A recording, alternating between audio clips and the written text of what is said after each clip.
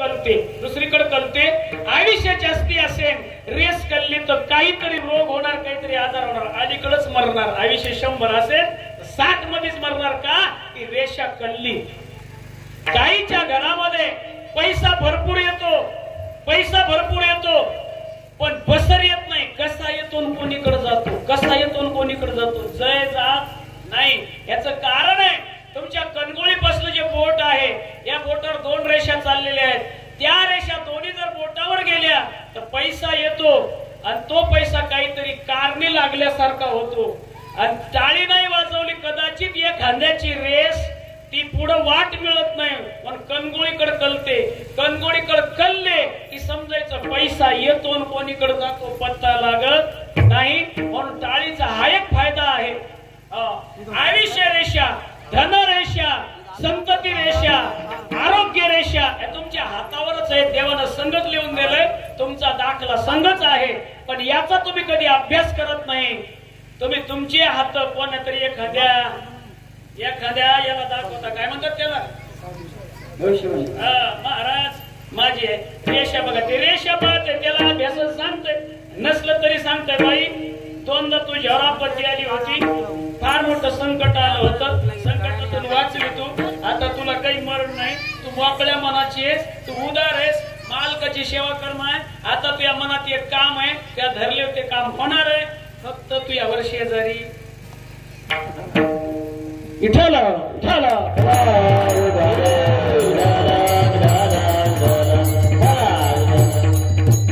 तू यावर शेजारी जळतात. तुझ्या भावकीचा एक माणूस तुमच्यावर नेहमी आपलं काही झालेलंच असतं. हमारा मोठं पण काही पण हमारा नाही असो.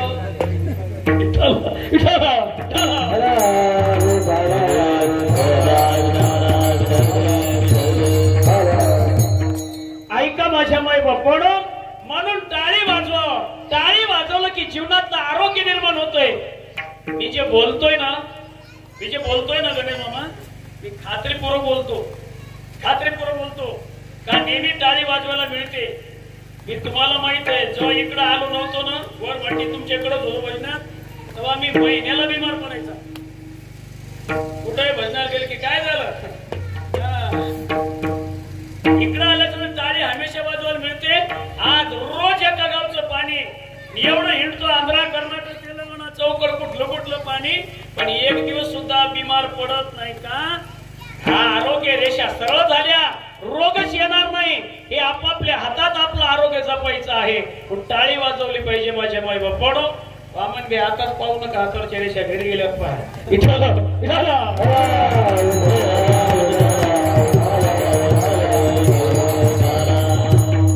म्हणून माझ्या माय बापानो कल्पना करा, करा हरी भक्ती परलोकी येईल कामा, सोडविल येमा पासूनिया. या येमाच्या तडाख्यातून वाचायचं असेल तर एकच पर्याय आहे, भक्ती करणे, भजन करणे. भजन म्हणजे ते काय जहाज नगारा थाळी म्हणतात त्याच्यावरलं भजन नव्हे. इना टाळ मृदंग लावलेला भजन म्हणावे. भजन चलता चलता होतंय, चलता चलता भजन करू शकता फक्त रामकृष्णारी. तुम्हाला आवडत असेल, रामकृष्णारी कळत नसेल, जय शेवालाल, जय जगदंबा, काही म्हणा, त्याला 1000 नाव आहेत, कोण्या नावाने बोलवा त्याच्याच हात जाते. म्हणून जे आपल्याला आवडतंय तो देवाचं नाव घेतलं पाहिजे. नाही तर काय ते बाई येते, काही कमी पडत नाही, सगळे इथंच राहतात, कोणी सोबत येत नाही. जीवनाचं कल्याण करायचं असेल तर जीवनाचं साधन करा माझ्या माय बापानो. पुन्हा मनुष्याचा जन्म मिळणार नाही, खात्री करून घ्या. पुन्हा याच गावाला येऊ हे सांगता येणार नाही. आहे तोपर्यंत मजा करून घ्या. ऐका, तिथून पुढे गेल्याच्या नंतर, वैतरणी नदी ओलांडल्याच्या नंतर हे विचारतो, काय केलं? कधी भजन केलं? कधी पोथी ऐकली? कधी कीर्तन केलं? कीर्तन ऐकायला गेला नाही म्हणलं की मारतोय ते, एवढं मारतोय. म्हणून आज आमच्या इटल घ्यायला आणि मवन घ्यायला सांगायचंय, बापाच्या नावाने इतकं सुंदर असा कार्यक्रम राबवलेला आहे. पण इथून मनुष्य मुक्कामाला जायला 1 वर्ष लागत असतं. वाटाने 16 मुक्काम आहेत, त्यांच्या नावाने जेवढं अन्नदान केलं तेवढं बापाच्या खात्यावर पडतंय. म्हणून माझ्या माय बापानो, एका मुक्कामावर गेल्याच्या नंतर वाटामध्ये एक प्रयागज्योतिपूर नाव गाव आहे, त्या ठिकाणी आपला पहिला मुक्काम होत असतो. भूक लागली तर खायला मिळत. ऐका, जर तुमच्या आयुष्यात कधी तांब्याभर कोणाला पाणी दान केलं असेल तर वाटणं पाणी प्यायला मिळतंय. एखाद्या महाराजाचे पाय तुमच्या अंगणात धुतले असतील, पायावरून पाणी खाली गेलंय, तेवढंच पाणी वाटणं प्यायला मिळतंय. परोपकारासाठी दान केलं असेल तेवढंच अन्न खायला मिळतंय. एरी दान नसेल तर खायला मिळत नाही. तुम्हाला सोपं सांगू का? कळण्यासाठी सांगतो. जरा अलीकडे सांगतो, टाइम कमी राहिलाय. ऐका, इथून गेल्याच्या नंतर पहिला मुक्काम झाला.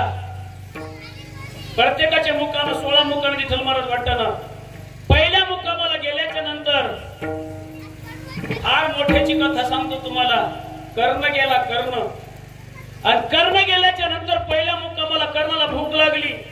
कर्णाने यमाला सांगितलं, यमा मला भूक लागली, खायला दे.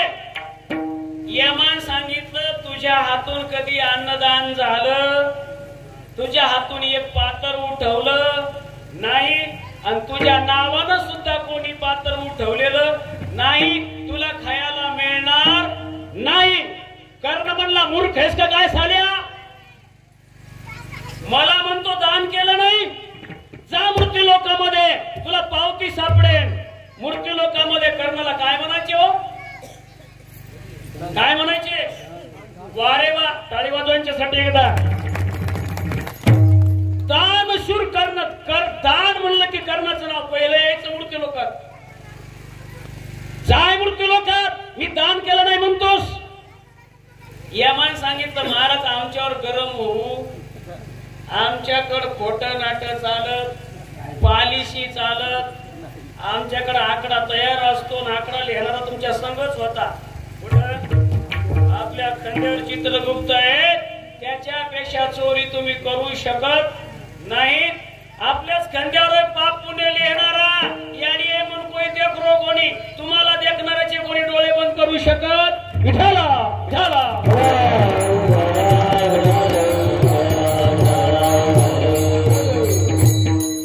ऐका माझ्या माय बापानं, तुमचं पाप पुण्य करतं ते तुमच्या खांद्यावर आहे. याच्या माघारी तुम्ही काहीच करू शकत. यमान सांगितलं, कर्णा दानशूर कर्ण तुझं यादीत नाव आहे, पण तुया दान केलंय सोनं, कवच, कुंडल सगळं दान केलं. मला माहित आहे कर्ण किती उदार होता बा. म्हणजे माहित आहे का कर्ण किती दानाला तत्पर होता? ऐका बारकाईन थोडस. एका दिवशी सकाळी कर्ण नावी दाढी करू लागला. कर्णाची दाढी, डाव्या हाताला वाटी होती सोन्याची. दाढी चालली कर्णाची, इतक्यात एक भिक्षुक दारात आला. भिक्षाम नाही. कर्णाने तसाच डावा हात पोहोचला, वाटी उचलली आणि भिकाऱ्याच्या झोळीत टाकली. नावी हुशार होता. पक्षामध्ये कावळा आणि माणसामध्ये नावी सगळ्यात हुशार असतो. नावी म्हणला, महाराज तुम्ही काय नाही हो, सोनं दान केलं. सोनं पण ते डकण्या हाताने केलं म्हणले, कामी पडलं. दान उजव्या हाताने करायचं असतं, तुम्ही डकण्या हाताने दान केलं. तर कर्ण काय बोलला ऐका बार काही ना. कर्ण म्हणला, तू बोलतो ते सत्य आहे, पण मला एवढं माहित होतं वाटी होती डाव्या हाताला आणि माझा उजवा हात इकडं होता. इकडचा हात वाटीपर्यंत जावस्तोर जर मेलो असतो तर क्षणभंगूर जाये न कळता आणि ग्रास गिळे न सकता. अरे डोळ्याचं पापड वरी गेलंय, खाली येईपर्यंत जिवंत राहू याची गॅरंटी तुमची आमच्याकडे आहे का? क्या भरोसा है इस जिंदगी का, क्या भरोसा है इस जिंदगी का,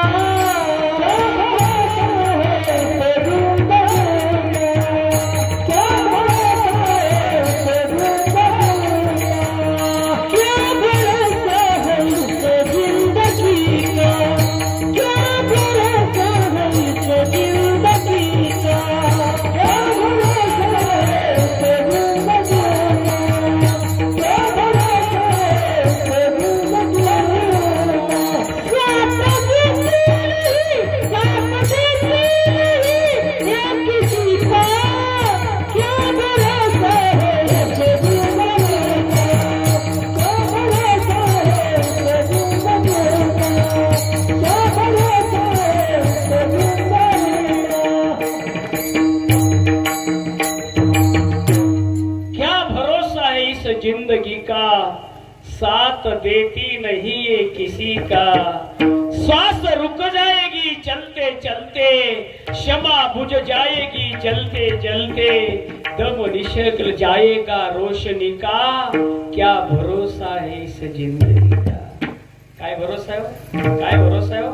आपल्या डोळ्यासमोर आपण पाहिले दुःखाची घटना सांगू नये, काय आमचे पंडित लिहायच ना, कोणी सोचलं होतं? आज फवाराला शेतात निघालेला माणूस, शेतात पाणी द्यायला निघालेला माणूस संध्याकाळी घरी येईन पत्ता नाही हो, नाही नाही, क्या भरोसा इस जिंदगी का।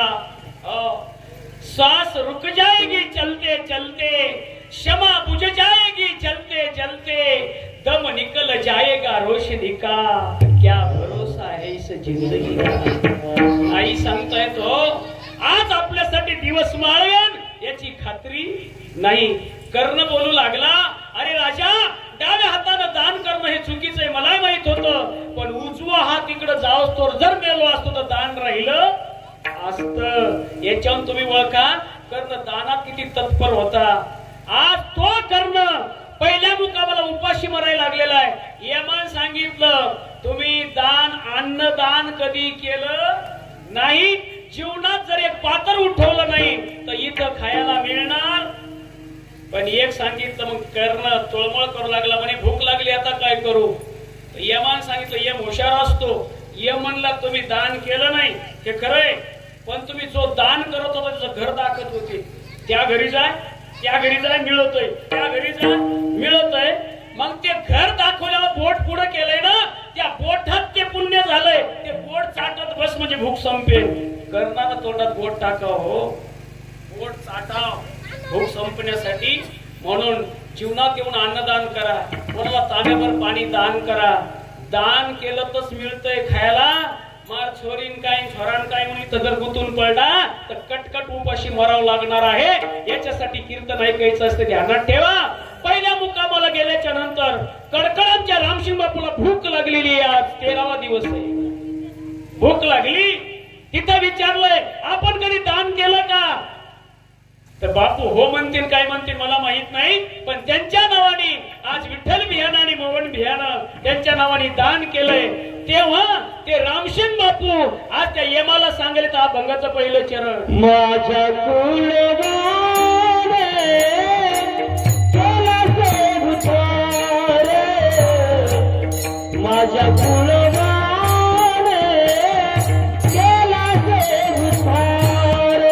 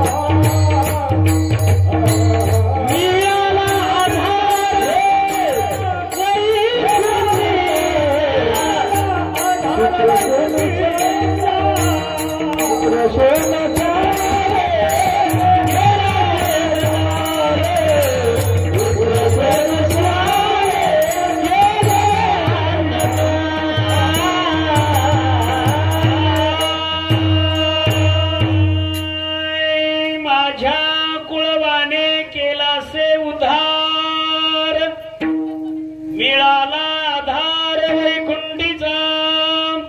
माझ्या लोक आहेत ना माझ्या नावानं काहीतरी केलंय. काय केलंय? आज त्यांच्या नावानं इथं कीर्तन ठेवलंय. माझ्या कुळवाने केलासे उधार. आज कीर्तनाने उधार होत असतो. जबू बापू कीर्तन इतकं सोपं, ज्याची काही पुण्य जन्मोजन्मीची असेल पुण्य सामुग्री, तरीच जीव आगरी नाम येईल श्रीरामाचे. ज्याच्या नावाने या ठिकाणी चिंतन चालू आहे त्यांना वैकुंठाचा आधार मिळणार आहे. ध्यानात ठेवा माझ्या माई बापांनो. तो आत्मा म्हणायला लागलेला आहे, माझ्या कुळवाने केलासे उधार. यानं काय होणार आहे? मिळाला आधार वैकुंठीचा, वैकुंठचा आधार मिळणार आहे. म्हणून आता लय मार्ग नाही का, वेळ आपल्याकडे कमी आहे. जो मायबापाचा उद्धार करतो, त्यांच्या नावानं पितर घालतो, त्यांच्या नावाने अन्नदान करतो, त्यांच्या नावानं तेरवी करतो, महिन्याचा पितर घालतो, त्यांच्या नावाने पुण्यकर्म करतो, काही दान वस्तू करतो, तो कुळ संतती ती पुण्यवान असते. ऐका, त्यालाच पुत्र कर्तज्ञ म्हणलेला आहे. तया हरिक वासुदेवा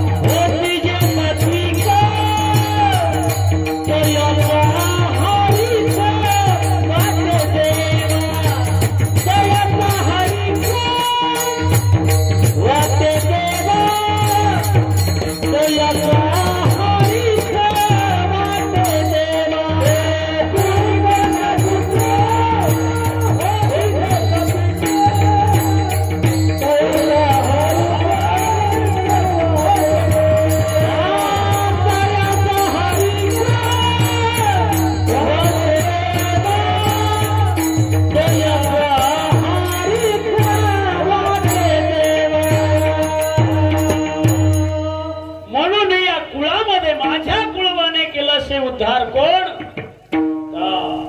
कुळी कन्या पुत्र होती जे सात्विक तयाचा हरिक वाटे देवा.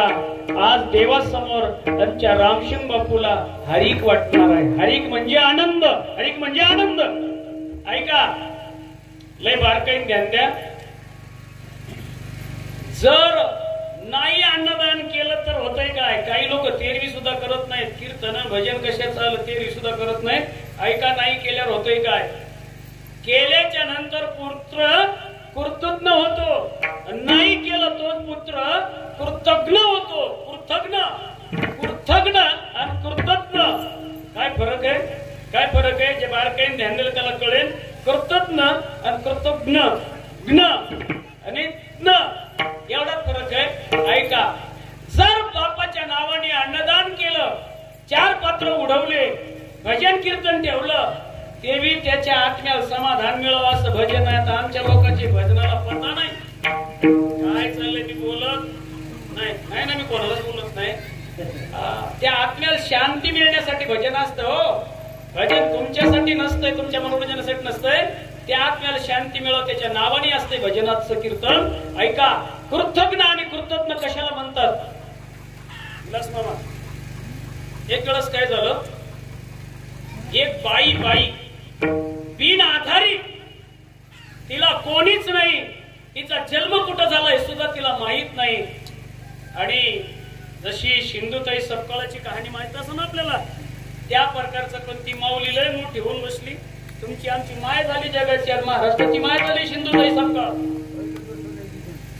त्याच प्रकारे असू द्या. ऐका, बाईला कुठं जन्म झाला सुद्धा पता नाही, आणि तिच्या अंगाच्या झिंज्या लोंबलेल्या, अंगावर कपडे बरोबर नाही, आंघोळ पाणी नाही, सगळी पिशासारखी.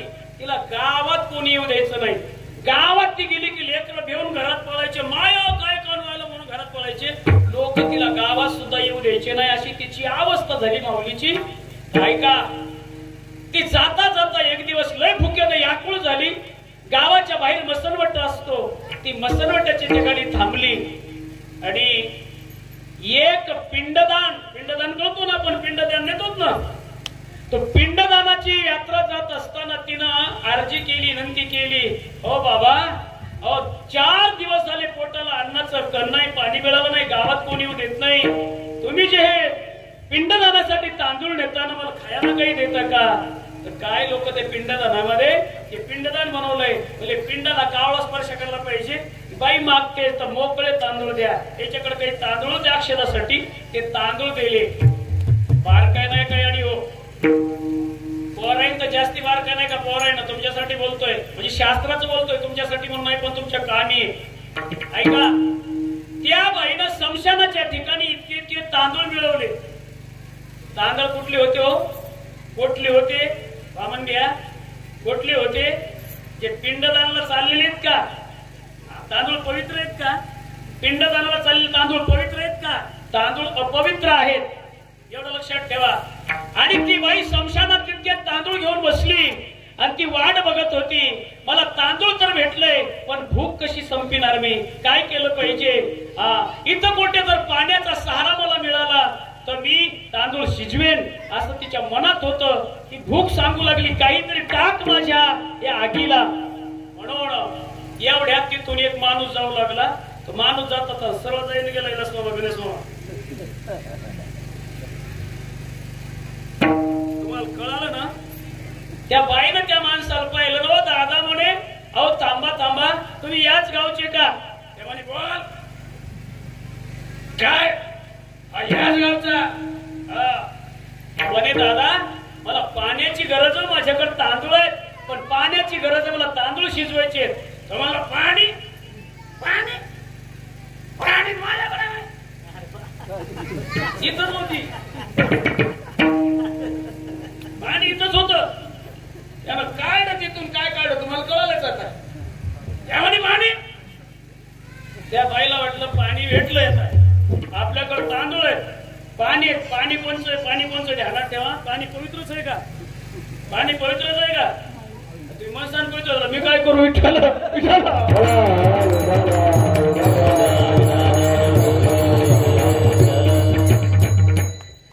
मदिरा आहे, मदिरा आपल्या भाषेत सांगतो दारू.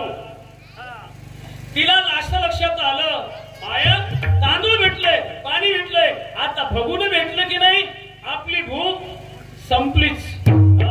एवढ्यामध्ये ती पुढे जात असताना समशानामध्ये एक प्रेत पेटून गेलेलं होतं. प्रेत जळू लागलं, ढन ढन ढन ढन प्रेत जळू लागलं. नेमकंच प्रेताने पेट धरला आणि माणसाची खोपडी निष्ठली. खोपडी निष्ठली, खोपडी, ती खोपडी निष्ठली. ती म्हणली, माय भगुण्यासारखा आकार तर आहेच की. तिनं खोपडी उचलली, त्या खोपडीत तांदूळ टाकले, तिच्याकडे पाणी होतं. कोणचं पाणी होतं ध्यानात ठेवा. ते पाणी टाकलं त्याच्यात. म्हणले, आता चुलीची काय गरज? एरीत आग चालू आहे. तिनं त्या सरणावरती शिजवायला ठेवलं. आणि एवढं ते गदगद तांदूळ शिजत असताना पहिलं ध्यानात ठेवा, तांदूळ पवित्र आहेत का? याडी बोला, तांदूळ पवित्र आहेत का? पिंडदानाला चाललेले तांदूळ आहेत. पाणी पवित्र आहे का? ते दारू. भगुन पवित्र आहे का? भगुन माणसाची खोपडी आहे. आग्नी तरी चांगला आहे का? आग्नी सरणावर ती शिजवायला लागलेली आहे, आग्नी तरी चांगला आहे का? एवढं सगळं वाईट असून ती म्हणली, माय तांदूळ शिजायले, इथून जर एखादा तग्न नावाचा कोणी माणूस गेला तर माझ्या तांदूळ दृष्ट होईल. तिनं आपल्या पायातल्या चपला घेतल्यावरून झाकून ठेवल्या. काय पवित्र याच्यात? काय पवित्र याच्यात? याच्यात पवित्र काय? डोक्याला ताण द्या थोडा. सगळं अपवित्र आहे.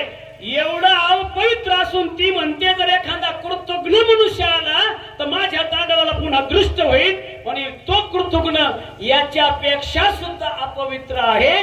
म्हणून जो माय बापाच्या नावाने पिंडदान करत नाही, जो त्यांच्या नावाने तेरवी करत नाही, जो त्यांच्या नावाने अन्नदान करत नाही, तो मात्र कृतज्ञ मुलगा बनतो. म्हणून आणि इथं जर कृतज्ञ तो मुलगा जन्माला आला तर स्वर्गातून तो पिंड शाप देतो. पुत्र झाला,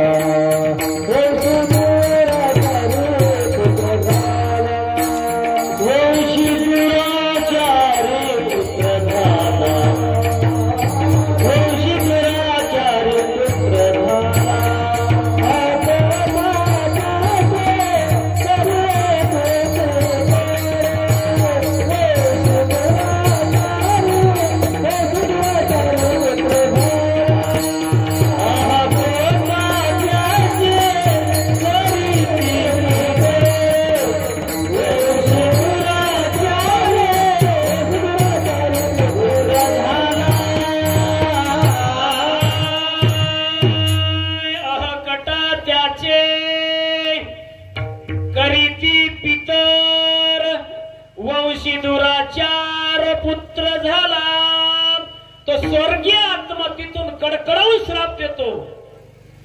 जर इथं त्यांच्या संततीनं नाही काही केलं ना, तो आत्मा शाप देतो. कटा त्याचे करीती पितर आणि वंशी दुराचार पुत्र झाला. माझ्या वंशात हा पुत्र दुराचार झालाय, माझ्याला मला गुटका सुद्धा टाकत नाही, म्हणून तो आत्मा काय करतो, या परिवाराला शाप देतो. शाप देतो. ध्यानात ठेवा. एक सांगू का, पंढरीस पांडुरंग परमात्माने 1000 वेळा आशीर्वाद द्यावा. जर तुम्ही तिकडे जात नसाल तर शेवालाल महाराजांनी 1000 वेळा आशीर्वाद द्यावा. जगदंबेनं आशीर्वाद 1000 वेळा द्यावा. रामराव महाराजांना 1000 वेळा आशीर्वाद द्यावा. आणि पितरांना एकदा श्राप द्यावा. त्या देवाचं त्याच्या समोर काही चालत नाही. त्याला म्हणतात पितृदोष. ऐका, पितृदोष झाल्यावर होतंय काय, ऐका. लय बारका नाही का, मी मनोरंजनाचं कीर्तन करायला नाही आलो, तुम्हाला हसायचं कीर्तन बाकी चला माझ्या संग, मग तुम्हाला हसायचं कीर्तन मिळेल. हे चिंतने कीर्तन आहे, लक्षात घ्या. शिकवण्यासाठी कीर्तन आहे. माझ्या माय बापानो, पितृदोष जर झाला, तो आत्मा शांत नाही झाला तर त्या आत्म्याचे 3 भाग होतात. तो एक आत्मा तुमच्या दारात येऊन बसतो. ज्याच्या घराला पितृदोषाचा आत्मा तृप्त झाला नाही ना, तो आत्मा परत येतो. तुम्हाला ध्यानात दिसत नाही, तुम्हाला दिसत नाही, तुम्हाला आढळत नाही, ध्यानात ठेवा. तो त्या घराला दोष करतो. तुम्ही म्हणसान ना, जरा स्कोरपाटी बोलून बघतो, हमार बापू आत्रा आचोयतो, आत्रा जीव लगातो, तो हमार बापे श्री को जीव हवे केरीच व्यक्तो. ऐका, बऱ्याच लोकांची भावना आहे, बऱ्याच लोकांची भावना आहे, आमचे बाबा एवढं प्रेम करत होते आम्हाला, आमचे बाबा आम्हाला दोष करणार नाही. ही चुकीची कल्पना आहे तुमची. ध्यान ठेवा, शास्त्र काय म्हणतो, जोपर्यंत बाप तुमच्या जवळ आहे तोपर्यंत बाप शिक्षण देत असतो. शिक्षण, असं वागा, असं करा, असं करा, असं करा. आणि तो आत्मा तृप्त नाही झाला तर शिक्षा देतो. शिक्षा तो तुमचा कोणी राहत नाही, कारण त्याच्या नावाने तुम्ही जर नाही कुटका टाकला तर तो शिक्षा दिल्याशी. आता शिक्षण नाही मामा, आता शिक्षण नाही, आता काय शिक्षा. काय शिक्षा देतो, ध्यानात ठेवा. त्या घराला पितृदोष करतो. पितृदोष झाल्यावर होतंय काय, त्या घरामध्ये संतती जन्माला येऊच देत नाही. संतती जन्माला येऊच देत नाही. जर आली, जर घरात सून आली, त्या सूनवर तो सारखा डोळा ठेवतो. आणि ती सून जर दागिनशी झाली, आपल्या भाषेत गर्भिणी झाली, तर त्या बाळावर ध्यान ठेवतो. ते बाळ जन्माच्या अगोदर त्या कुंडलीत जाऊन बसतो तो पितृ. म्हणून लेकरू जन्माला आलं की ब्राह्मणाकडे गेले तुम्ही, ब्राह्मण म्हणतो लेकरू शांतीवर आल्याची शांती करा. शांती म्हणजे काय, शांती म्हणजे काय, तुमच्या पितराचा दोष आहे. ते पितर घरात संतती होऊ देत नाही, झाली तर चांगली होऊ देत नाही, आंधळी खुळी लंगडी करीन. जर अशी नाही झाली तर ती उद्या चांगली निघणार नाही. जर चांगली निघली तर तुमच्या घरात किती कमवा, बसर येणार नाही, बसर येणारच नाही. काही ना काही वर्षाला खड्डा पडेल. एखादा 30,000चं ऑपरेशन, एखादा 40,000चं दुखणं, एखादा काही ना काही तुमच्या घरावर आपत्ती असेल राहणार नाही. याला म्हणतात पितृदोष. म्हणून ध्यानात ठेवा, तो पितृदोष काय करतो, पती पत्नीचं पटू देत नाही. पती पत्नीचं पटू देत नाही. पती पत्नीचं पटत असलं तर मुलगा बापाचं ऐकीत नाही. मुलगा बापाचं ऐकीचं, सुनचं सासूचं पटत नाही. सासूचं सुनचं पटत असलं तर मुलाचं सुनचं पटत नाही. जे काही ना काही आपत्ती घरावर येते ते आहे पितृदोष. न जाणो कदाचित ती सुनच आत्महत्या करेन, तुमचं घर 10-4-2 लाखानं बुडवेल. हा पितृदोष आहे. हे होतंय का, फक्त पितराचा श्राप असतो. घर सुरळीत चालू देत, काही ना काही खड्डा पाडतो तो. पण पितराच्या नावानं कुटका टाकलाच पाहिजे. म्हणून माझ्या माय बापानो, जर मुलगा कृतज्ञ असेल तर आईवडिलाचा उद्धार करू शकतो, आणि कृतज्ञ असलं तर तो आईवडिलाला श्राप, आईवडील त्यांना श्राप देतो. म्हणून आईवडिलाचा श्राप नसावा. का, भावाचं पटत नाही, काही घरात बसर येत नाही, तो लक्षण देत असतो. ध्यानात ठेवा. पुन्हा त्याच्यात सोपा मार्ग सांगतो तुम्हाला कळण्यासाठी. ज्या घराला पितृदोष असेल, विलास महाराज मामा, ओळखायचा कसा, हे आपल्याला कळत नाही. काही दुःख आलेत, काही संकट आलेत, काही खड्डा पडायला, काही कळत नाही ना, तर पितृदोष पुन्हा एक संकेत देतो तुम्हाला.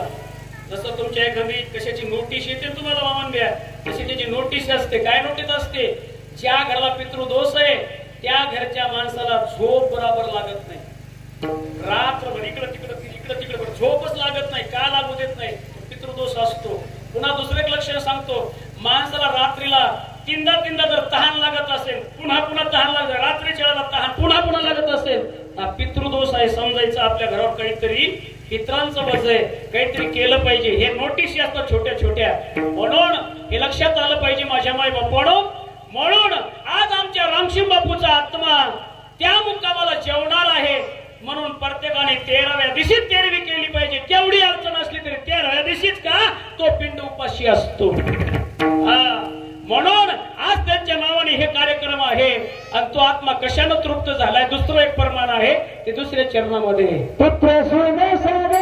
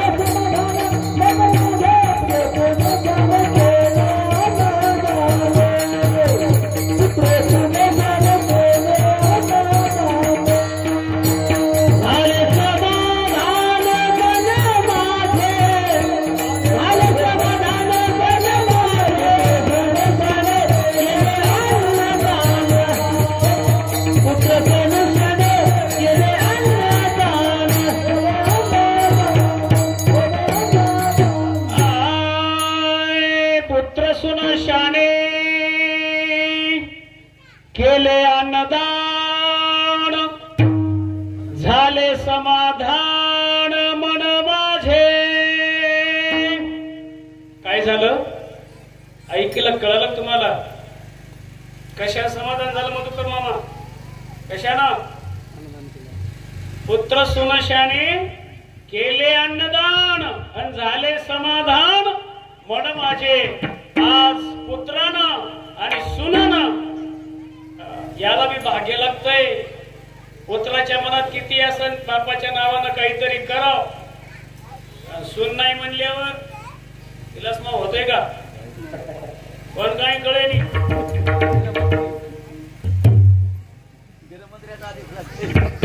आपला किती धर्माला जीव तर पडला ना, टिकून जर म्हणले ना गचा बेस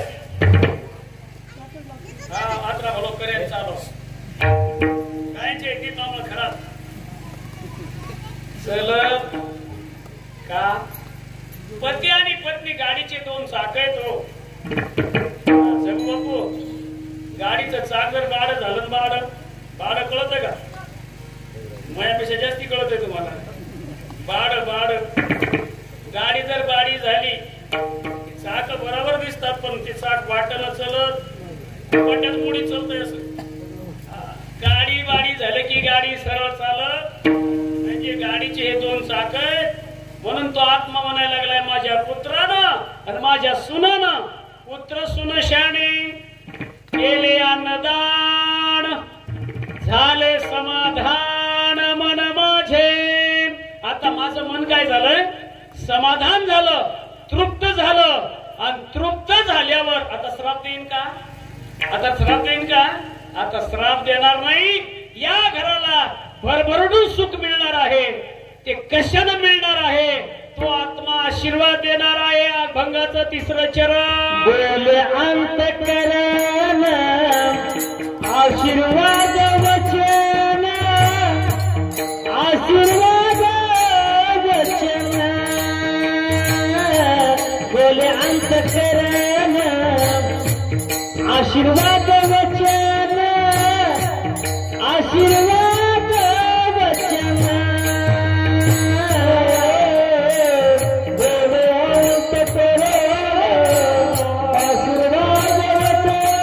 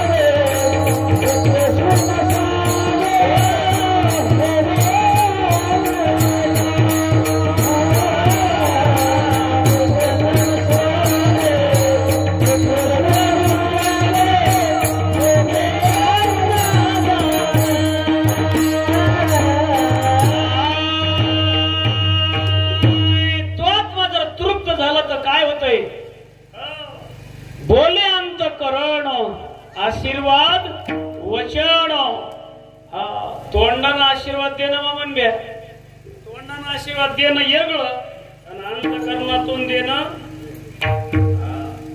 तोंडातला लागतंय का नाही माहीत नाही, पण अंतःकरणातला लागल्याशिवाय तो आशीर्वाद असो की श्राप असो मी शास्त्रात सांगत नाही.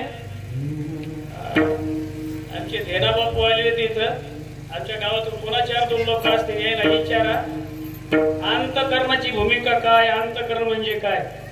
एक घडलेला प्रसंग सांगतो, पोथ इथला शास्त्रातला कीर्तनातला नाही, घडलेला सांगतो.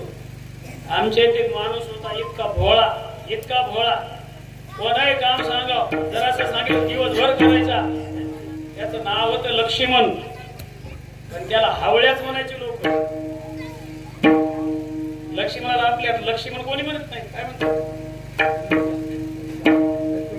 लच्या, हावळ्या लच्या म्हणायचे.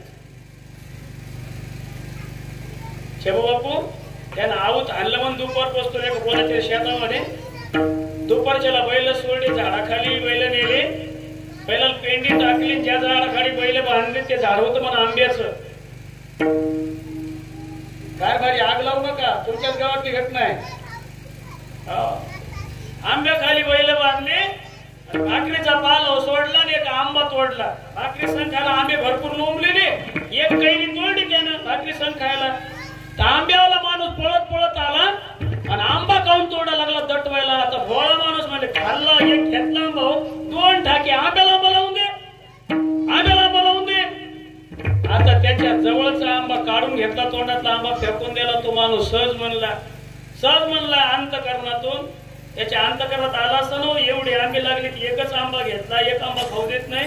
पटकन त्याच्या तोंडातून शब्द गेला म्हणा, तू बेट्या तो आंबा सुकून जाईल. हसण्यासारखं नाही, संध्याकाळच्या आंबा वाढला. ध्याना बापू खरंय का, खरंय का बोला जोरात.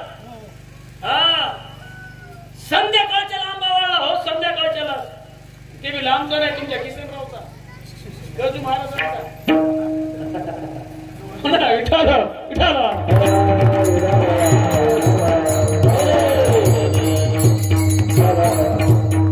याला काय म्हणतात म्हणजे त्याच्या तोंडाने सगळं जवळच होतं काय, पण ते अंतःकरणातून आला शब्द. म्हणून तो आत्मा तृप्त झाल्यावर काय होतंय, बोले अंतःकरण आशीर्वाद वचन मार्ग हे पावन सर्व एक. म्हणून आज स्वर्गातून आमचे रामसिंग बापू या कुटुंबाला, या परिवाराला आशीर्वाद देणार आहेत. त्यांना काही कमी पडणार नाही. म्हणून आई वडिलांचं कार्य करत असताना प्रत्येकाने क्षणोक्षणामध्ये विचार केला पाहिजे. क्षणोक्षणी ह्याची करावया पार विचार असा केला पाहिजे. एक क्षणाचा विचार, विलास मामा, एका क्षणाचा विचार एखाद्याचं आयुष्य भविष्य बदलून टाकतोय. आयुष्य भविष्य बदलतो एका क्षणात. मामन घ्या, एका क्षणात. एक घडलेली घटना सांगतो, दृष्टांत आहे. कुंभारानं चिखल गोळा केला. चिखल ते हंडा काय बनवण्यासाठी जे असतंय ना, त्याला लसलसीत चिखल केला. इतका लसलसीत त्या माता भगिनी त्या पातळी वाटी करतात ना, पातळी वाटी तो ते काय म्हणतात त्याला, लसलस लस उंडा बनवतात तसा कुंभारानं लसलस चिखल बनवला. आणि कुंभाराच्या लक्षात आलं इतका सुंदर चिखल आहे ना, या चिखलाची मला चिलीम बनवायची. काय आपण द्या काय चिलीम कशासाठी. आता चिलीम जी असती तुमच्या गावात नाही का काय, आमच्या तिकडं सकाळी सकाळी सगळ्या चिलमीच गड्या सोडल्या. अरे मग तुम्हाला माहिती काय, विठ्ठल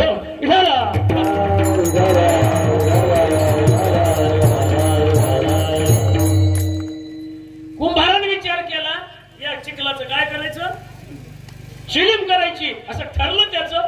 आणि बसला त्या चाकावर चिलीम बनवण्यासाठी. ते चाक असतं ना, फिरतं चाक त्याचं, त्या चाकाजवळ बसला आणि एका क्षणात त्याचा विचार बदलला. चिलीम न बनवता याचा हंडा बनवायचा. एका क्षणात त्याचा हंडा बनवला. हंडा भाजल्याच्या नंतर आव्यातून काढला. हंडा हा निर्जीव वस्तू आहे, बोलत नसतो. पण त्या दिवशी कुंभारला हंडा बोलला. हंडा बोलला. हंडा ऐका ध्यान देऊन. हंडा म्हणला कुंभार दादा तो जन्मी भगवान चांगलं करो. कुंभार म्हणला हंडा बोलत नसते आज मातीचा हंडा काय बोलला कस काय बोलला. त्यानं विचारलं हंडा मला तो आशीर्वाद देतो याचं कारण काय. त्या हंड्याने विचारलं कुंभार बापू तू मला बनवायच्या अगोदर माझं काय बनवायचं ठरवलं होतं. एवढे काहीच नियम काय शिवाय काहीच कीर्तना शिस्त पाहिजे माय हो. शिस्त नसेल ना ऐका माझं ऐका इकडे ऐका ना. तुम्ही जिथं बसला ते चित्त नसेल ना त्याला काय म्हटलंय जवळी नाही चित्त आणि काय मांडीले प्रेत. प्रेत कशाला म्हणतात रुपया चिट केलेला त्याला प्रेत म्हणतात. इथं बसून सुद्धा ती उपमा घेऊ नका ना. ध्यान देऊ नाही का. लेकर रोजच आहेत कीर्तन रोज नाही. मी काय बोलायलो ऐका ध्यानात तुमच्या काहीच नाही लेकर पाहू लागले. ऐका तुमच्यासाठी एवढा आरडायला लागलेलो आहे. माझा टाइम संपलाय. पगार काही जास्त देणार नाहीत मला. ऐका कोण बोललं याडिओ कोण बोललं. हंडा. हंडा म्हणला दादा तू चाकर बसायच्या अगोदर विचार काय केला होता. चिलीम बनवायचा पण तू हंडा बनवल्यामुळं काय झालं माहित आहे का दादा. मी तुला आशीर्वाद देण्याचं एकच कारण आहे. तू जर माझी चिलीम बनवली असती तर चिलीमीत लोकांना काय भरलं असतं. तंबाखू म्हणा तंबाखूच्या पुढचे दुसरे पुन्हा काही म्हणा ऐका. आणि तसं भरून पेटवलं असतं. पेटवल्याच्या नंतर मी आतून जळाले असते. काय झालं असते मी जळाले असते. मी एकटी जळणार नव्हते. ज्यानं माझी संगत केली ना त्याला सुद्धा मी आतमधून जाळणार होते. मी जळणार नव्हते मी तर जळणारच होते. पण मी जेवढी जळत होते तेवढी समोरच्याला सुद्धा जाळत होते. मी एकटी जळत नव्हते माझ्यासाठी दुसऱ्याला सुद्धा जळावं लागत होतं. पण तू ते न बनवता माझा हंडा बनवलाय. आता माझ्यात लोक पाणी टाकतील. पाणी टाकल्यावर मी गार राहीन आणि कोणी माझ्याकडे माझी संगत केली पाणी पिणारा सुद्धा त्याचा सुद्धा आत्मा तृप्त होईल आणि गार होईल. एका क्षणाचा विचार किती जीवाला तू वाचवलंस. मला तरी वाचवलं आणि माझ्या संगत करणाऱ्याला वाचवलं. आता माझ्यात पाणी टाकलं की मी बी दिवसभर गार राहील आणि माझ्या संग जो पाणी पिईन तो सुद्धा दिवसभर गार राहील. दादा एका क्षणाचा तुझा विचार माझच नाही हे जगाचं भविष्य बदलतो. म्हणून महाराज म्हणले क्षणोक्षणी हाची असा विचार केला पाहिजे. लोकांचा नाश करण्यासाठी कोणाचा अपमान करण्यासाठी कोणाचा नासाडी करण्यासाठी तो विचार करू नये. कोणाचं भलं होण्यासाठी विचार करावं. वामन घ्या ध्यानात ठेवा. म्हणून तुम्हाला पोथी वाचता येत नाही पुराण वाचता येत नाही कीर्तन करता येत नाही भजन करता येत नाही तुम्हाला वेद वाचता येत नाही. ऐका वेद वाचता येत नसेल नका वाचू. वेद वाचता येत नसेल तर वाचू नका. पण शास्त्राचं म्हणणं आहे जे वेद वाचून पुण्य होतंय तेवढं पुण्य आयत होतंय. कसं होतंय ऐका. वेद वाचू नका. गरीबाच्या वेदना वाचा तेवढंच पुण्य मिळतंय.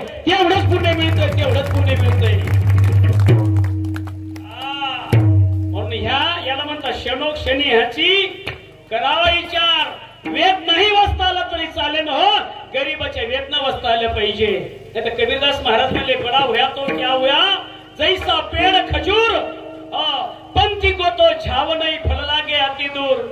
पेंड खजुरीचं झाड असतंय लय मोठं असतंय लय असतंय पण सावली दोन लोकांना बसता येत आणि फळ तोडायला गेलं तोडता येत.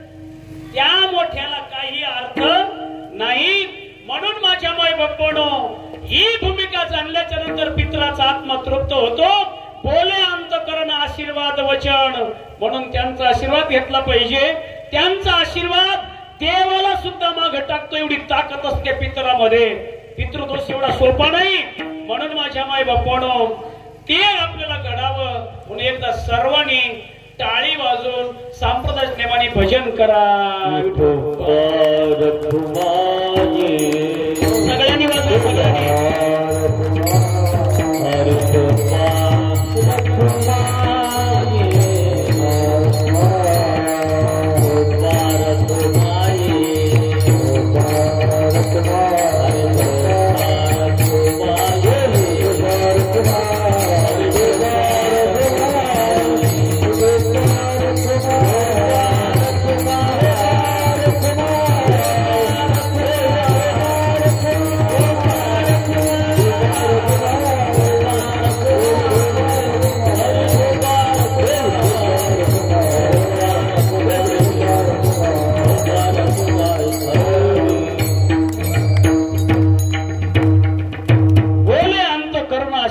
वचन मार्ग हे पावन सर्व एक. वडिलांचा आशीर्वाद मिळाला की माणसाला ती गती प्राप्त होते. म्हणून चोख उभा राहा तुम्हा मला सांगू लागले अभंगाचं शेवटचं.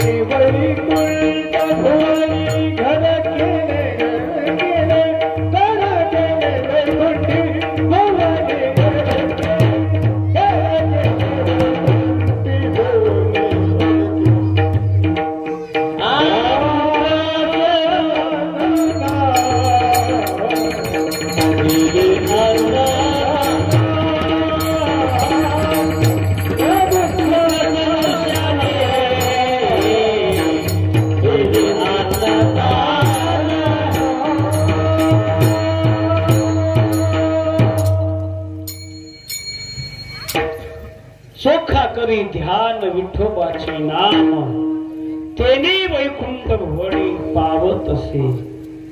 माझ्या मायबापानो, आज आमच्या रामशिंग बापूच्या नावानं या ठिकाणी कीर्तन झालेलं आहे आणि त्याच नेमाने अन्नदान तयार झालेलं आहे. आचार्यांची जन्मकथाच आहे. बाहेर गावून बऱ्याच गावून या ठिकाणी पाहुणे मंडळी आलेली आहे. हा त्यांचा आपला भेटीचा शेवटचा दिवस आहे, आठवणीचा दिवस आहे. इथून पुढे आपली आठवण राहील नाही राहील सांगता येणार. किती गेले किती जाणार आहेत. तुटला आयुष्याचा दोरा, येर वाहुगा पसारा, टाकून पळती रांडा पोरे, अंती होती पाठ मोरे. झालं काय झालं काय झालं हो थांबा राहिले ना भजन राहिले. आरतीची तयारी ठेवा. हो ऐका, आज या कीर्तनाच्या निमित्तानं जमलेली पाहुणे मंडळी, आमची इथं दादा आणि मोहन दादा दोघे या ठिकाणी उपस्थित आहेत. दोन्ही सुना आहेत या ठिकाणी आणि बाबांच्या 8 मुली.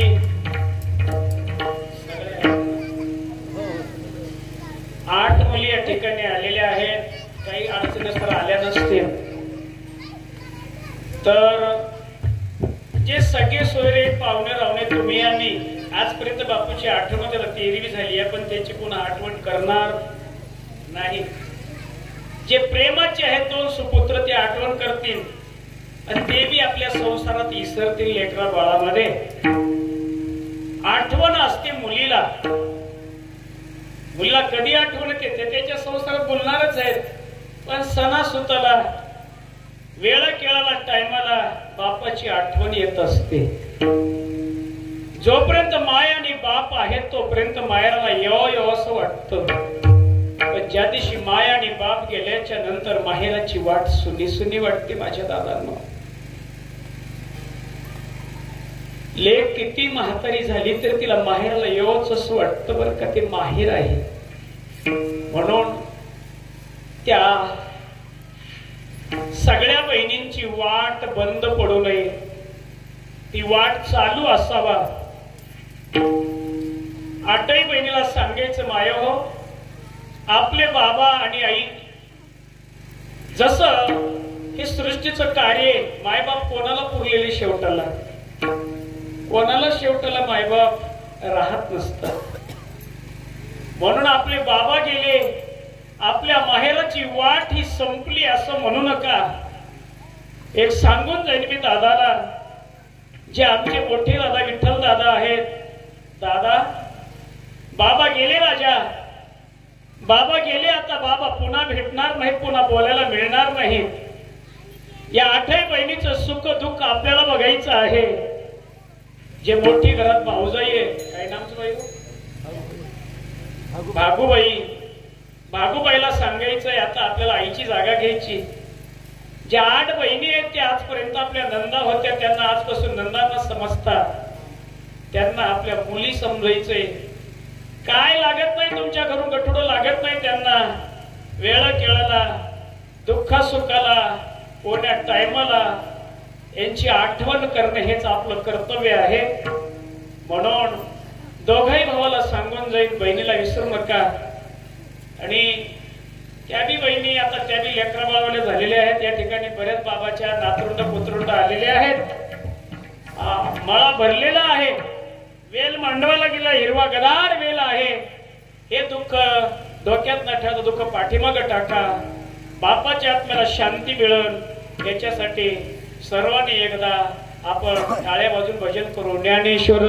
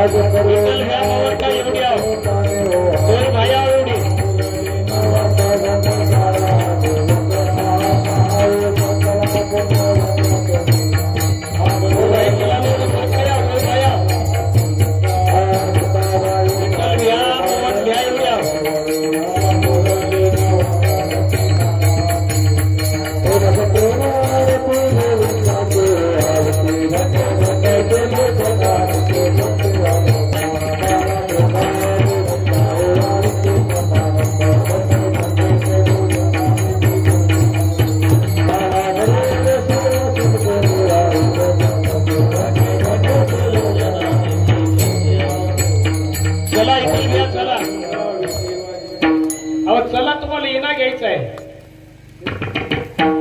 इटल येणा घ्यायचा या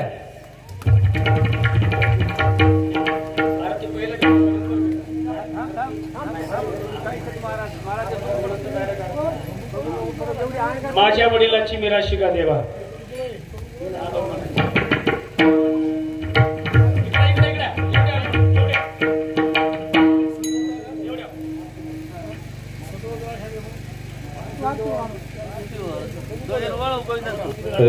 माझ्या वडिलांची मिराशी का देवा.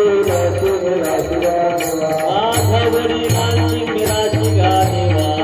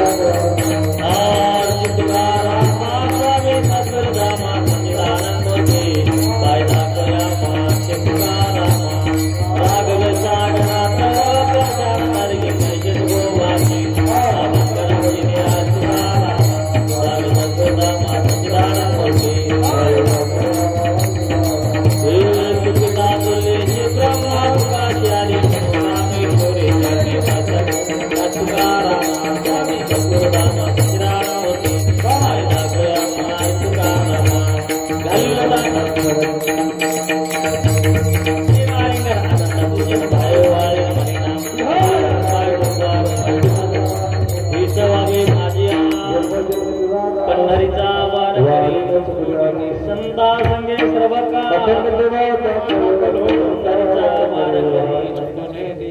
चंद्रभागे स्नान पंढरीचा वारकरी मागणे तुझ प्रती आहे या संतास निर्वेदीची पदरे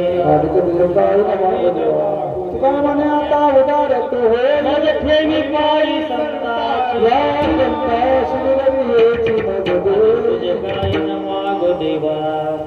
आज या ठिकाणी आमचे विठ्ठल रामकिसन नाईक पवार आणि मोहन रामकिसन नाईक पवार यांच्या विनंतीला मान देऊन आमचे हरिभक्त परायण गुरुवर्य सुभाजी महाराज केळकर अगदी वेळेवर येऊन आपल्याला या तेरवीची विधी काय असते, तेरवीचं कीर्तन काय असतंय याची आपल्याला महत्त्वपूर्ण माहिती दिलेली आहे. त्याबद्दल सर्व गावकरी मंडळी, पाहुणे मंडळी, महिला मंडळ सर्वांच्या वतीनं महाराजांना कोटी कोटी धन्यवाद. आणि आता ज्ञानदेव तुकाराम भजन होईल आणि असं कोणीही समजायचं नाही, ज्या ठिकाणी भजन कीर्तन झालं त्या ठिकाणी अन्न हे पवित्र होत असते. कोणीही मनात काही शंका आणायची नाही. काही कोणाला झालं तर त्याचा जिम्मेदार मी आहे, म्हणून जेवल्याशिवाय कोणी जायचं नाही असं पवार परिवारांची विनंती आहे. ज्ञानदेव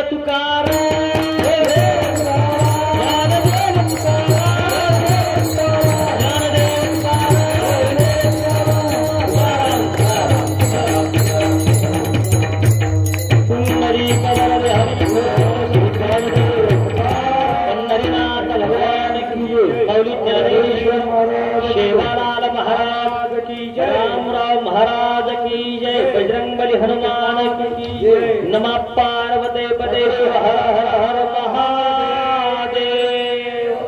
या ठिकाणी YouTube चॅनल चालू आहे. काय नाव YouTubeचं? बंजारा टीव्ही जोरसिंग नाईक. बंजारा टीव्ही जोरसिंग नाईक. जोरसिंग नाईक असं YouTube चॅनल चालू आहे. अख्ख्या महाराष्ट्रामध्ये पांगवण्याचं हे चॅनल काम करीत आहे. त्यांचे सुद्धा आम्ही आभारी आहोत. गोड या ठिकाणी सुरेश महाराज, हरिभक्तीपरायण सुरेश महाराज, हरिभक्तीपरायण विलासजी महाराज, हरिभक्तीपरायणांचे दादा गलंडीकर सर्वांनी सुंदर या ठिकाणी साथ केलेली आहे. कार्यक्रम इथंच थांबणार आहे. ऐका गोरबाटे बोलूच. बरेच लोक तेरविरो खाईनी का खाईनी काही शंका कुशंका रच पण जत कीर्तन वे जावचं नी वो अन्न पवित्र है जावचं तेरविरो अन्न करताना रेनी उकेनी बाधा करावळो छेचा ओरे सारोच कीर्तन रच अपवित्र आणि पवित्र बनाय सारो तो आपण शंका न बाळगता वो अन्न भक्षण करीचे आहे. नामेती प्रसाद बनस, नामेती काही बनस पोती करला खादे तो प्रसाद खादे. प्रसादेन सर्व दुःखानाम हानिरशोप जायते. प्रसाद खायती जन्मोन जन्मेर दुःख जावचं. प्रसादेन प्रसन्नता जीवनेरमय प्रसन्न वातावरण वच करतानी कोई विटाण बाळगता अन्न खायचे आशे हमार तळमळ साप तुम्हारो तम ठेराव अत्रा बोलन आता थांबूचो. जय शेवालाल, जय जगदंबा, जय गोर, जय रामराव.